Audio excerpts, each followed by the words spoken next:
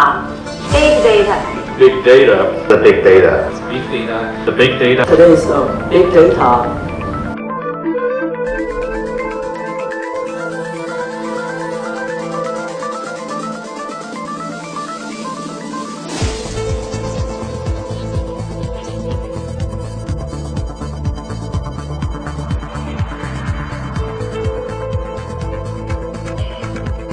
Our last keynote speaker is Lee. He's the Vice President of Product Marketing in Fusion IO. Lee is an experienced marketing executive in the storage, networking, and digital video markets. Prior to Fusion IO, Lee was a founder and CEO of Pivot3, a hyper-convergence leader in the VDI and video surveillance markets. Lee was EVP marketing at VMware in 2002, and previously was VP and general manager at Adeptech's $350 million storage solutions group. Prior to that, Lee was VP marketing at Parallax Graphics, which introduced the first real-time digital video capture products, and he came to the Silicon Valley with Seek Technology, an early pioneer in flash memory semiconductors. He holds a BA Economics from Carleton College and MBA from Dartmouth College. Today, he's going to talk about hyperscale computing. Welcome. Thank you.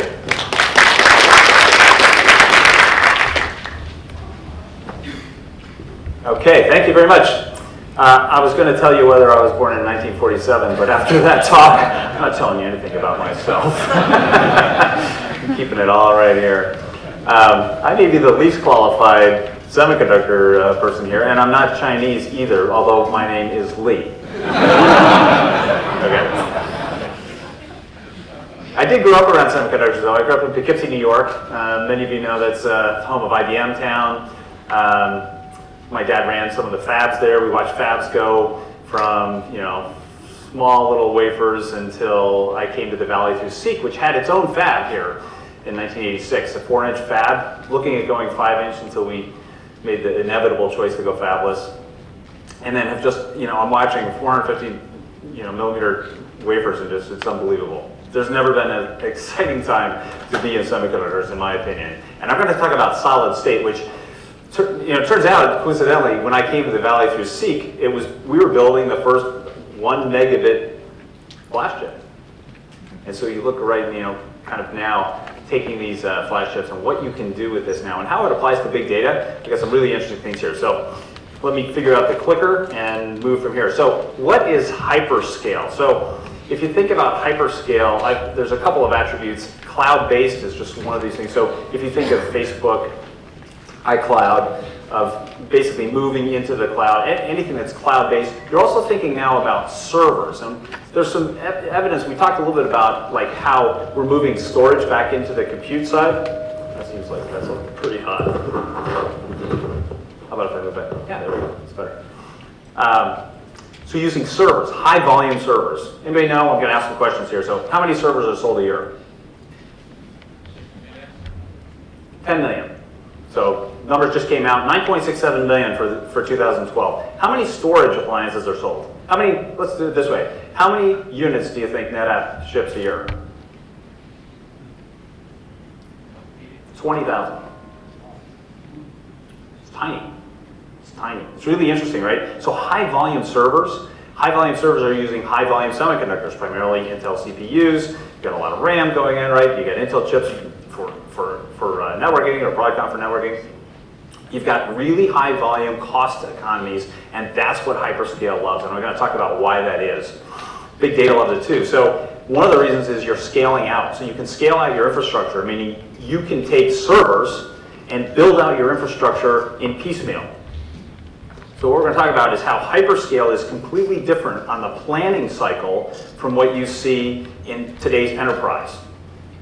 When you go into an enterprise planning cycle, the time frames are at least a year, maybe 2. When you go into a hyperscale environment, you're thinking about whether the game you launched last week is going to mean you need to buy 400 servers next month or 1,000 servers next month. right? It's a very different way to go scale out your organization and scale out your capacity. And then lastly, we're going to talk about open source. We must have ended Charles's discussion before the open source slide on VMware, by the way, right? If you noticed that, didn't hear about that. But open source is a key element of all of the new hyperscale environments. So what's happening? We got more connected users. Here's another question. How many users at the end of 2012 were connected to the internet? Remember, 7 billion people. How many connected to the internet? Any guesses? 1.9 billion. So 1.9 billion out of, how many phones are being used at the end of 2012? 3 billion. All right, so more phones. That's not a real surprise, but when you think about the endpoint devices, the number of end users is just exploding. So that's number one. The second piece is, how many devices do you have today that access the internet? All right, so if you've got 3, hold up your hand. If you got more, yeah, see, there we go, right? So the number of so we got more devices, a lot of different types of devices. And what's interesting about those devices? Solid state's being deployed in them, but not a lot of them have a lot of storage. How much does 16 gigabytes of flash cost when you buy it in an iPhone or an iPad? $100. Super expensive, right? Super expensive. So we're going to look and say, now the other thing is happening is all of these devices, you're getting them from all different places in the world, right? So you're connecting from different points. So that's changing the nature of how infrastructure, it's not enough to have one local data center anymore. You have to have local, regional data centers, not just for security or for redundancy, but also for local access, for performance. Because the next part of this is that all of these applications are transaction-based. What do you care about? You care about speed, right? How fast do I get information back? How quickly does it happen? Because these are, as we learned, right? If you're the product, you got to get advertising dollars out to people quickly. And so there's 2 elements of that. Well, 3 probably, right? There's always compute, storage, networks. Let's look at how the storage piece is evolving here. It's really changing the way that these central infrastructures are being designed. And I'm sitting next to my friend from HDST, right, the disk drive guy, so you'll have to bear with me. But I've been in the drive industry a long time, and drives are fantastic. They're not going away, but drives are going to be relegated to cold data. This is my prediction. Because, when you think about drives, you've got mechanical devices, the access times are in milliseconds, 10 to the minus third, right? When you think about what's happening on L1, L2 cache, you're in single microseconds or nanoseconds, right? When you look about where flash comes in, now you're talking about tens of microseconds. So these are, that's 3 orders of magnitude between disk and flash. And another 3 orders of magnitude getting down to the CPU. You have a huge opportunity. There's never been as big an opportunity since drives were here to go and change the nature of how systems are being built. Now, this is the first study that I've seen, so I was really interested. If you're listening to NPR back in November, Akamai, everybody know Akamai, right? CDN distributing. Akamai did a study along with the University of Massachusetts. It's the first study that I've seen that showed a real correlation between delivery of data and people's ability or willingness to stay on site. And so this data here, and I think I've got oh shoot, that probably wasn't it. Well, you can bear with me. Let's look at the devices here. At 2 seconds, this is 2 seconds response time of looking at YouTube. Now YouTube, you think of YouTube as not like a mission critical application, right? I'm kind of interested, right? So we're taking something that's not all that critical and you're saying, when do people stop watching? So at 2 seconds, people start dropping off. And they drop off, interestingly enough, in a very predictable manner and at a very fast rate. That's not a big surprise, but it is interesting to see what the pattern looks like. So after 10 seconds, if you're waiting for 10 seconds, over half the users have dropped. Not a big surprise. Now, this is what's really interesting, I think. The second slide now shows that as your connection rate increases, in other words, as your network bandwidth is higher, so if you're looking at, let's say, fiber users in the black over here, this black one, people drop off faster. They actually drop off. It means the speed of the connection, right? Your expectation of having data come in, of being able to get quick responses, means that you were more sensitive, not less, but more sensitive to when you drop off. And you know this at home, right? You got a fast DSL link, right? You're expecting, like, I'm going to get that really quickly. And here's what happens. Users are actually more sensitive to a predictable amount of latency than they are to absolute latency. In other words, if I tell you that it's going to take you a minute, no, a minute's a long time, let me pick a smaller number. Let's say 5 seconds for you to load your app, and it happens every time in 5 seconds, you're like, okay, I kind of get that, and you expect it. But if you don't know, and sometimes it takes 1 second, and sometimes it takes 10 seconds, and sometimes it takes 30 seconds, that's when customers get, they get frustrated. And who gets most frustrated? Young customers with little devices, right? Your kids, or my kids anyway. So you can see that the predictable latency is extremely important in this new world, especially when apps and data is being delivered from central hyperscale infrastructure. Make sense? Yeah. Okay, so it's also interesting that when you think about big data, there's a lot of confusion about, well, how big is big data? Because you think, well, there's all this information. But it turns out, a lot of this information of transaction records, for example, like emails or non-visual data, non-audio data, actually isn't very large at all. About 40% of it is less than a terabyte. What's the biggest drive you can buy at Fry's? 3 terabytes. You can fit all of that. You can fit most of that on a single drive. So it's not capacity that's the big data problem. That's not the problem today. You can fit plenty of capacity on here, unless you're doing like large video files or other things. The problem is, how do you go and access the data in an extremely low latency time and do it predictably? That's the problem, right? And that's where solid state kind of fits in. So 2/3 of all big data warehouses are actually less than 40 terabytes. By disk standards, or by general standards, right? It's just not that big, right? Just, that's basically 10 drives. Not a huge factor. But server flash is now an excellent fit for that. So the enablers here, I mean, since I'm at Intel, I had to bring up Moore's Law. This is, we're moving from disks, which, are solid state, are rotating media. So you have very fixed kind of access times. 15,000 RPMs is about the fastest you can go today on a disk drive. We have the PCI ecosystem, so very standard, open ways to go and plug flash into servers today. And then you've got the economics of servers, just talking about the amount of servers that we have and the high volume that you can get a server for, right? So here's kind of the evolution of how flash. So, the first thing, I grew up in an engineering family, so I can say this, right, is that engineers basically will take the lazy way first. You leverage everything you can, right? If you can use open source, if you can go take other pieces, let's take all of that first. Well, that's the first way that SSDs are, evolved, or basically flash as in place of, or in front of a disk. So you take flash as a very low latency, 1,000 times more IOPS. Anybody know how many so everybody knows what an IOP is? Yes?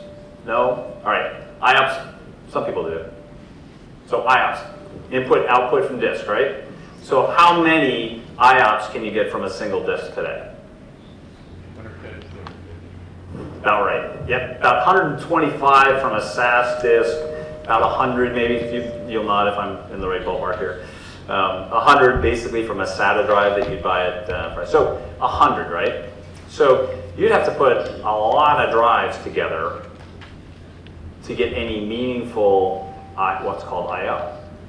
Right? So from a single, from a flash chip now, or a set of flash chips, I mean, you can easily get 1,000, 10,000.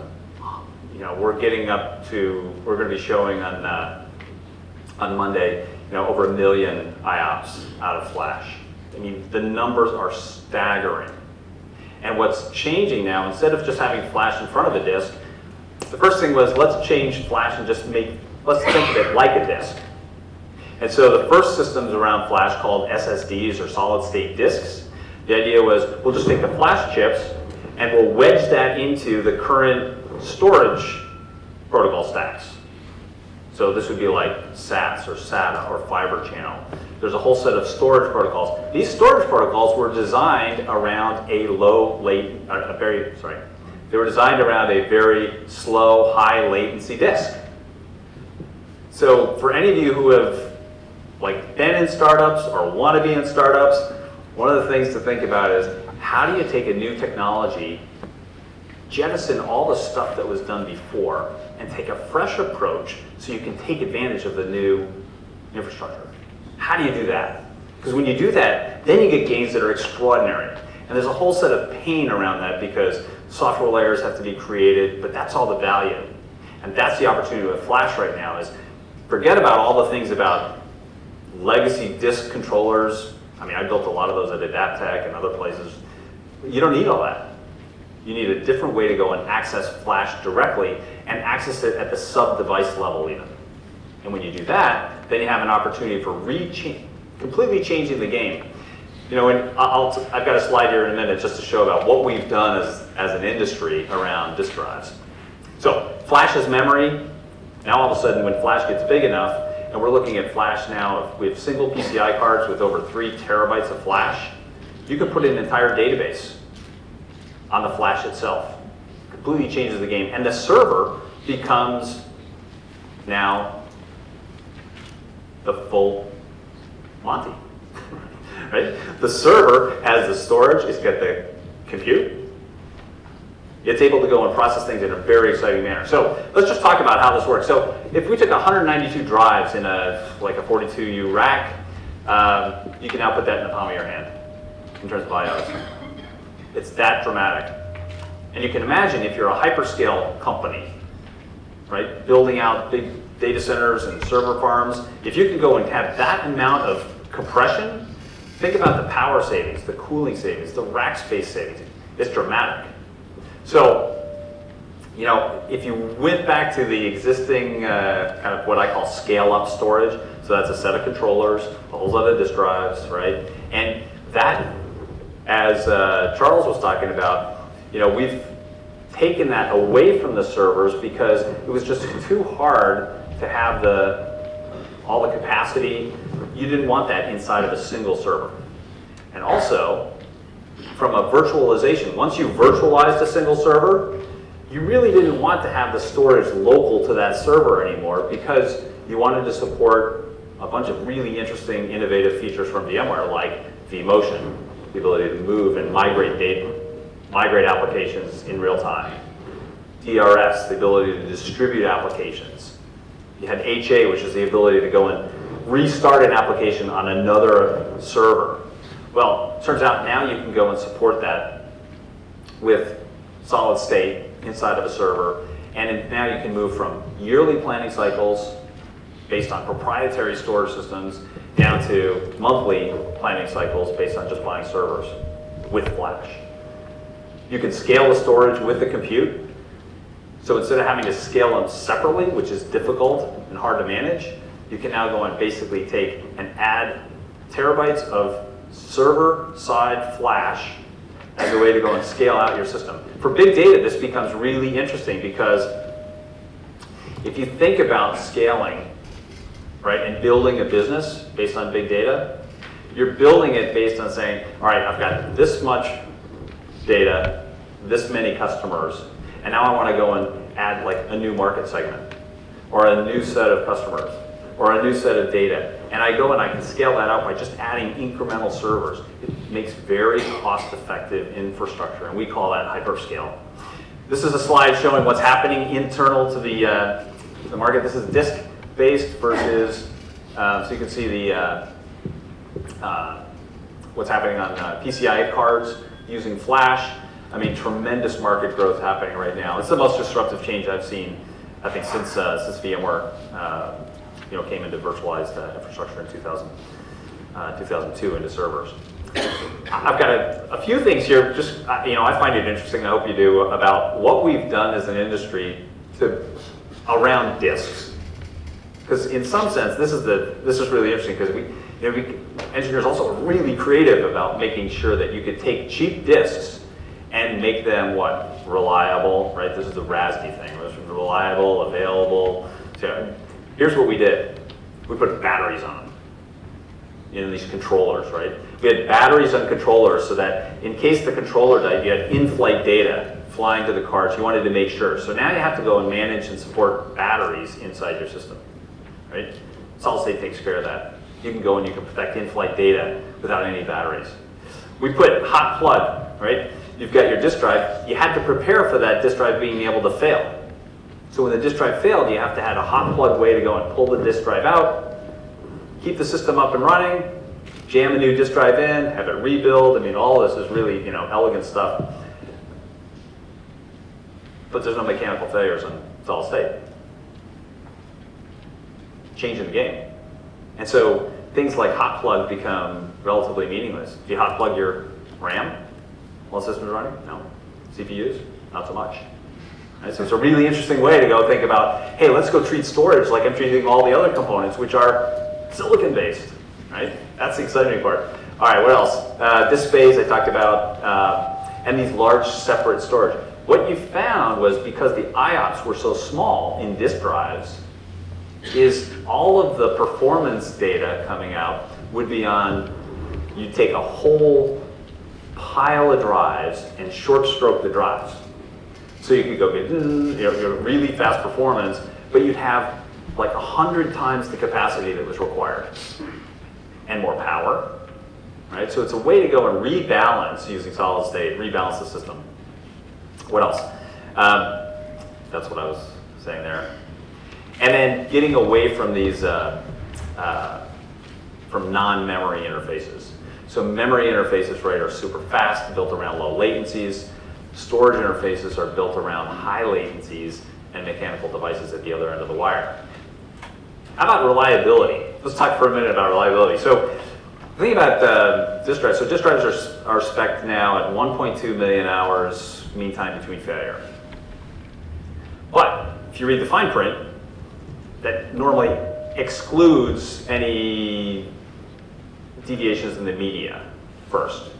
And then second, there's actually, the study around disk drive failures is actually pretty difficult because they're not predictable. I mean, it's a standard deviation around when they happen, right? And probably the biggest correlation is lot-based as to how you find disk drives. So, and what happens when a disk drive fails? You don't know when or how it's going to fail, for the most part. And there's some interesting ways to go and try and do that, but for the most part, it's a disruptive event.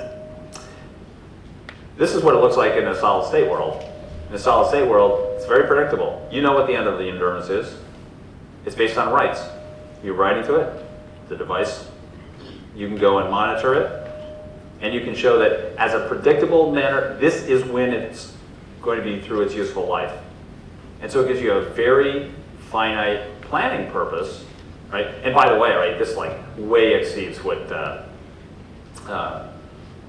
what you might want over, let's say, a 5-year period. So there's a really nice way to go say that I've got a predictable way to look at not only performance, but also capacity utilization.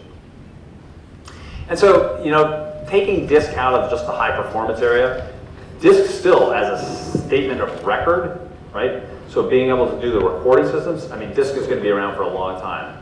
And I've done a lot of work in the surveillance market, like video surveillance, and disk will be there for a long time because the capacities are huge. The average airport has 3 petabytes of storage. They're not going to be using solid state anytime soon. But for anything like big data where you've got smaller amounts and you need very fast, very predictable performance, and very predictably useful life.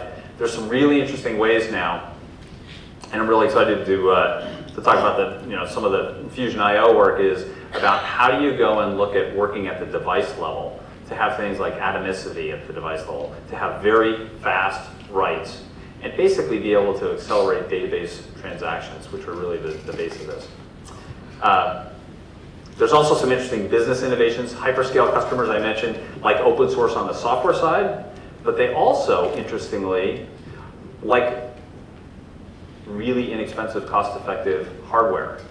There's a new initiative called the Open Compute Project. The Open Compute Project is where you've got companies led in part by Facebook going and open sourcing designs so that you now have like a new 1.5 inch, or it's a 1.5 U hardware platform.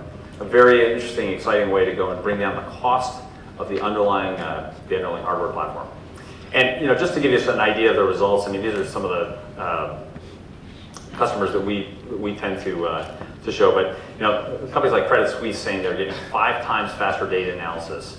Answers.com doing 30 times faster on database replication.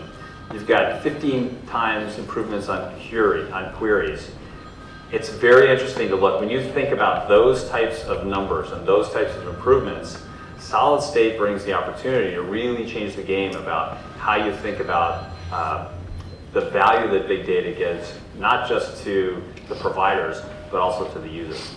So, thank you very much for that. I think I ended right on time.